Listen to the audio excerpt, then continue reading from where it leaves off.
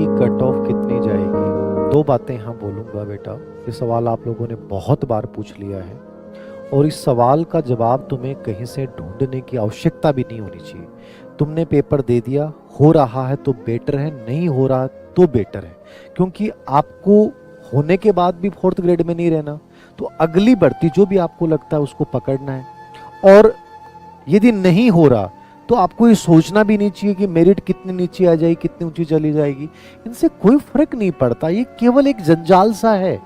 आप 20 video 50 video इसके ऊपर देख लोगे फिर भी सांत्वना नहीं मिलेगी। जिस दिन जब तक रिजल्ट सीट में आपका नंबर नहीं आएगा तब तक इस चीज का स्थायी समाधान नहीं है।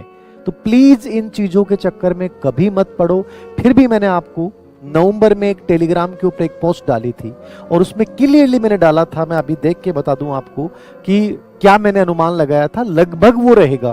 फिर भी आप क्यों सोचते हो कि सर वही रहेगा, लेकिन अनुमान था एक सेकंड देखो नवंबर का। हाँ, जैसे मैंने उसमें बताया था नवंबर का कि जनरल की जो मेरिट कट ऑफ है वो लगभग 74 से 76%।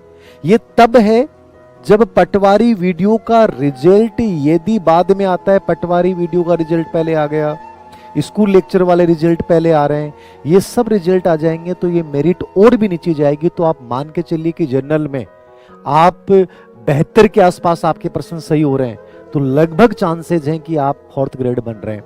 यही ओबीसी की अपन बात करें तो ओबीसी में लगभग ये मान के चलिए कि 68+ % आपके सही हो रहे हैं तो लगभग आपके चांस हैं, लगभग मान के चलिए चांस है। और कम वाले बच्चों को भी उम्मीद रखनी चाहिए।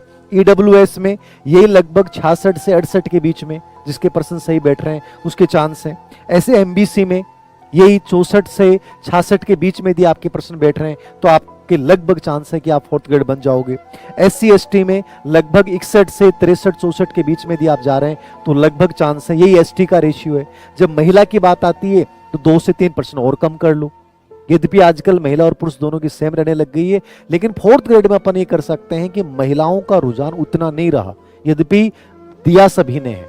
तो कुल मिला के मैं ये कहूंगा यदि सभी भर्तियों का रिजल्ट पहले आ गया और उसके बाद फोर्थ ग्रेड का आया तो मेरिट आपको बहुत कम दिखाई दे सकती है और 53,000 पोस्टें बहुत ज्यादा होती हैं। और मैं कह रहा हूं फिर से, जिसका फोर्थ ग्रेड में हो रहा है ना उसका 2-3 एग्जामों में और भी हो रहा है, तो उन सब को आप काट पीट दोगे ना तो नीचे आ जाएगी। तो प्लीज इन चीजों पे ध्यान ना दें। फिलहाल आपका पूरा फोकस जो होना चाहिए वो नेक्स्ट भर्ती या अगले सोपान वाली भर्ती है, उसकी तैयारी में जुट जाइए। केवल एक ये जंजाल है और इससे ज्यादा कुछ भी नहीं।